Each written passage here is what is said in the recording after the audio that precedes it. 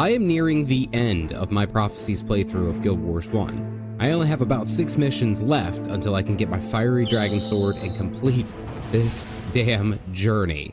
But unfortunately, I'm faced with possibly the most stressful and difficult group of missions to date. And the only thing that's getting me through this is knowing that I will beat a 20-year-old game from my childhood. That's actually probably depression. I like to think that it's victory. I've never been this excited before in my life. Wait, shit, I'm a dad. It was at this moment that he knew. The first mission we have is the Ice Caves of Sorrow. This mission alone was the bane of my existence. So it's a relatively easy one. Extract Muscle Mommy from the evil Mersat and White Mantle. Although, what I didn't know until later in the mission is that you get chased by a massive group of Mersat. No. And if our girl dies, it's a fail.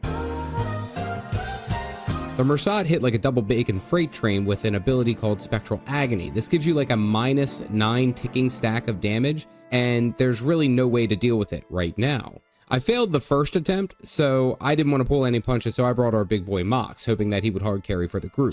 We break through the initial lines of the evil dwarves and set off one of the trebuchets that make the Dolyak stampede, killing the White Mantle who are bombarding the area. But I'm sorry, this whole sequence was hilarious, but why of all places would you keep Dolyaks on the front line? Like, y'all know we're coming this way, so you put a whole bunch of sirloin steaks right where we can slurp them up? Y'all deserve to die. I'm sorry, this is on you. I work through this cave and get to the other side where there's massive groups of White Mantle patrolling, but they're lower level in my group, so they go down real easy. The threat here are the Mersats. Not to mention that they have heavy spike damage anyway, but the Spectral Agony can nearly wipe my group with a few hits. Anyway, we free Muscle Mommy, and that sounds the alarm. Sidra basically throws herself at the enemy as a sacrifice, but it was like so unnecessary. Like, the only enemy was like 2 Mersat and a Jade Armor. Like, it would have been pretty easy of a fight, but this, like, theatrical ass lady wanted to die. And that was her hero moment in her mind, and I'm like, no, don't, I mean... Now comes the difficult part of this mission. Once I leave this cave, it triggers a group of like 20 Mersat casters to chase us slowly. I read up on this, and apparently if you just wait, they will patrol through and then you can slowly follow them. They will clear out most of the mobs, and you only ever have to fight like half of them at worst. And honestly, I just simply let them do their thing while they glide slowly by, and holy crap, they patrol into the firing trebuchets from the dwarves. And it eliminates like 90% of them with cannon fire. So it was as easy as me walking straight to the damn boat. Like, friendly fire rocked these guys' asses for sure. That was so much easier than expected. Holy crap.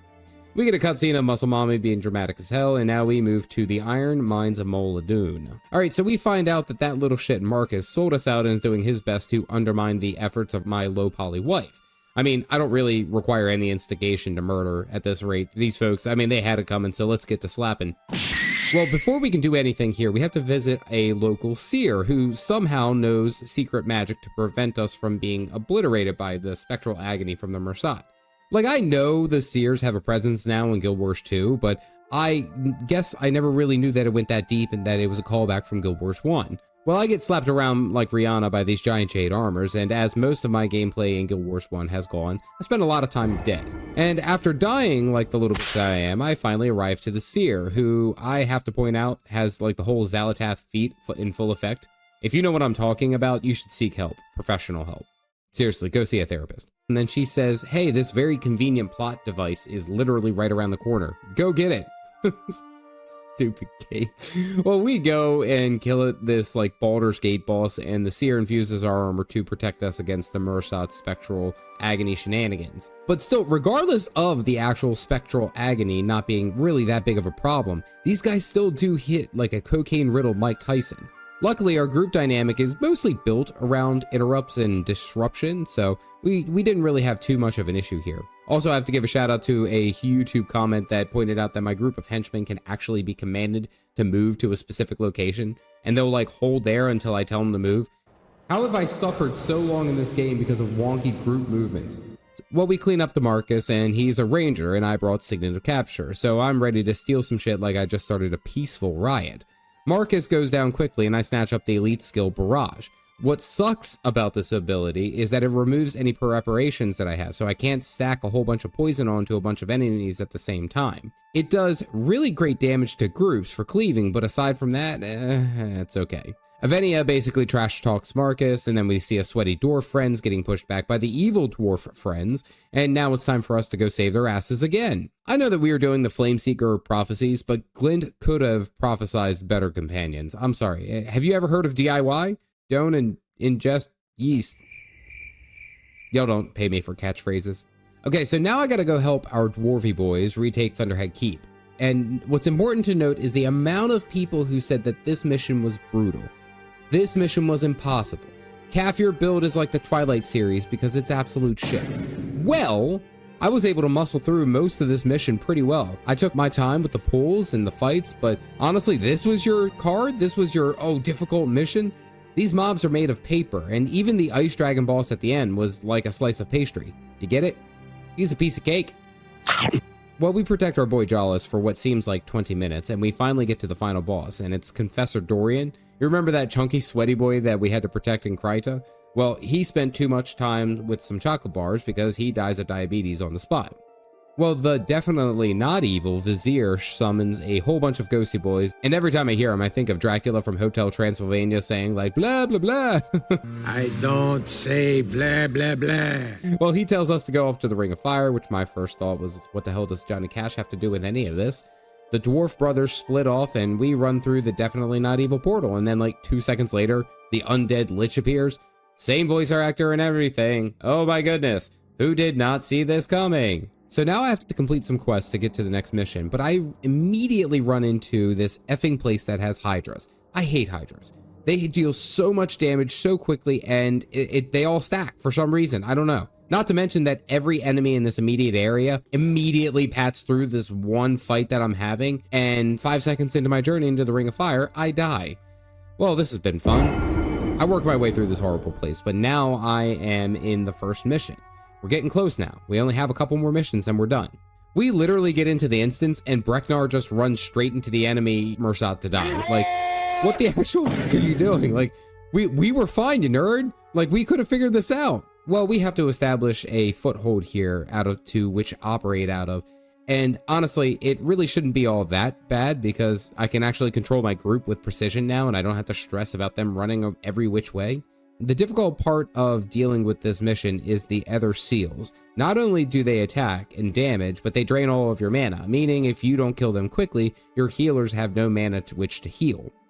Boy, I hope that these are not frequently used in the next couple of missions. Literally 5 minutes later, we get to a whole damn fortress, and in front of us is like 10 of these seals. Time to go clubbing, I guess. This really isn't all that difficult, to be honest. It's just slow, picking off these enemies and running away with our group so we can whittle them down. I think on the main door, it took me like 10 minutes time just to get everything right. We kill all the Mursat in this area because why the hell not? It's part of the mission, and personally, I start to hate these buggers anyway. After wiping them from the face of existence, the instance is won. Okay, only 2 more missions to go. Here we go. Okay, so listening to the non-evil Lich Vizier, he has told us that we need to open the door Kamali because there's definitely the answer to all of our problems on the other side. There definitely will not be evil monsters on the other side that will be unleashed and cause us a bigger problem. Surely you can't be serious. I am serious. And stop calling me Shirley. We break into this fortress full of Mursat people, and of course they're throwing everything they can at us, but we resist their utter bullshit and realize that they're actually just elementalists with no defensives. That's an easy win. There were a couple of unique interactions where we had to fight 2 named mob bosses at the same time, which was honestly fun. It really wasn't that big of a challenge, but what I didn't talk about is how having, instead of a normal group of henchmen, we actually have like the mentors back from Ascalon. Specifically, Brother Menlo.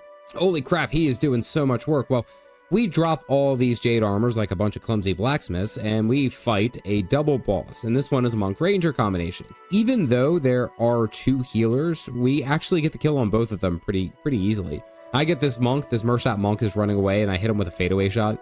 I'm just saying, that was pretty cool. Like, that was fun. That was a good mark for me.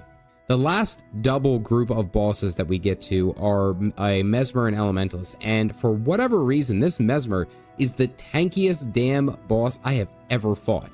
The Elementalist returns to his natural state and dies, but this damn Mesmer has physical resistance, and I'm basically all physical damage. This whole boss is nothing but being whittled down. Good God, imagine having to fight a group of enemies and this guy being in the middle. Well, we get to the door and now we have to kill 6 of these seals holding this place in together. I thought that I would just go ahead and clear out the enemies, but they simply kept respawning, which is kind of a pain. I mean, they die fairly quickly, so it's really not that bad, but it gets touchy when they all stack up. We win and open up a giant volcano door, and all these evil spirits start pouring out like it's the end of Ghostbusters, and the Vizier that we, for some reason, haven't caught on is the evil Lich, and he finally shows his true form. And hot damn, this guy is much taller than I imagined. Well, he summons Titans, yeah, you know, like the Titans we dealt with in Janthier Wilds. We gotta kill this Titan, and it has no flesh and is immune to poison and bleed. Shit. Well, the Lich starts distributing Titans out like they're candy on Halloween, and I am finally here. The last mission of the Prophecy story. Our objectives here are to stop the Titans and destroy the Lich. The Titans I am not worried about. They really haven't established a passing game since Vince Young.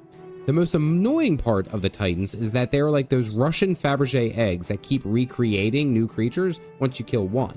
One splits into another and then splits into 2, and holy crap, this is a pain in the ass. Mostly these guys are alright, sometimes they hit pretty hard, but then other times they just overwhelm my group. I mean, no stress, we figure it out and we somehow survive.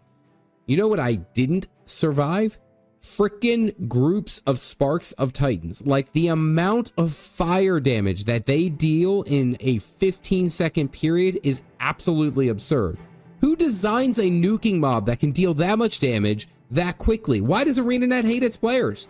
So I recollect myself, and instead of running straight into the massive mob of these sparks, I take another route, and I only have to fight 2 of them. And they're dealing like so much spike damage, holy hell. Like, and this is only 2. They killed 2 of my teammates before I could even finish one of them off. Like, I mean, I pick off a couple of enemies so I can make a little bit more of isolated pulls so they're not abysmally overpowered. But this moves so damn slow, and at this point I was pretty sure that the DMV was faster. Like, the DMV is for speedrunners. Well, I get to a massive opening, and Pure Death is standing on the other side of it. There's like 15 sparks all waiting there to kick my ass.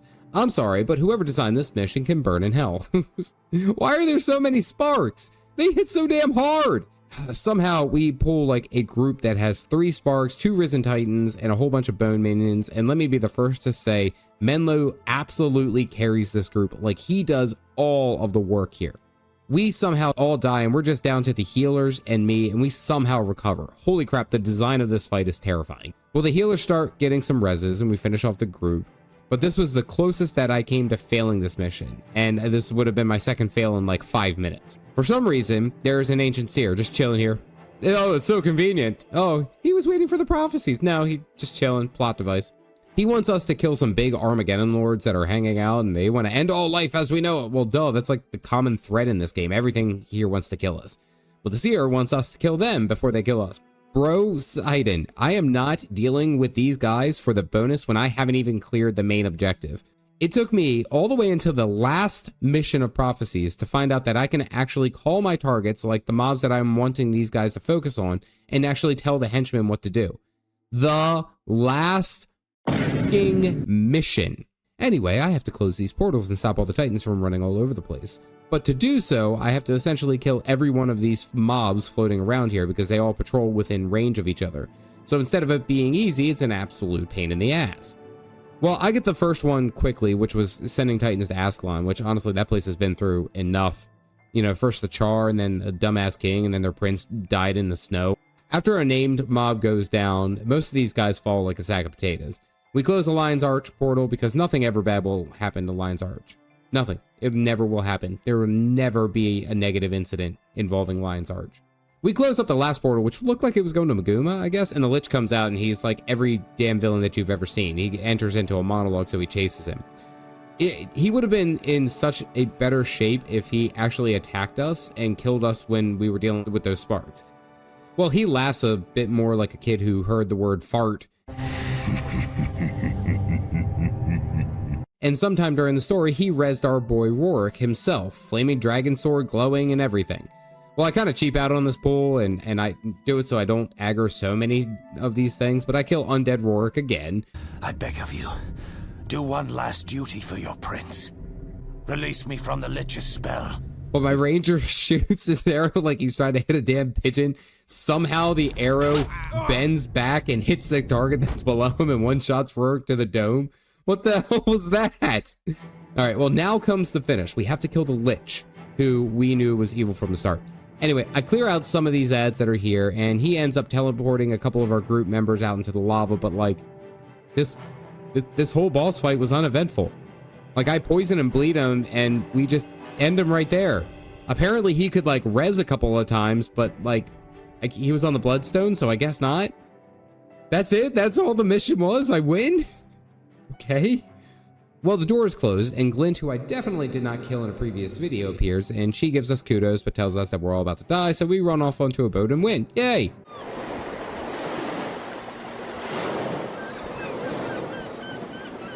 Well, we come back here with the dwarves, and now there's a huge celebration. Literally every person that we've ever interacted with, and it's like that was the final boss. The fucking mobs getting to him were more difficult. What the hell was that? Well, I guess it doesn't matter because I've earned my fiery dragon sword. Wait a second. How the hell do I get to the Eye of the North?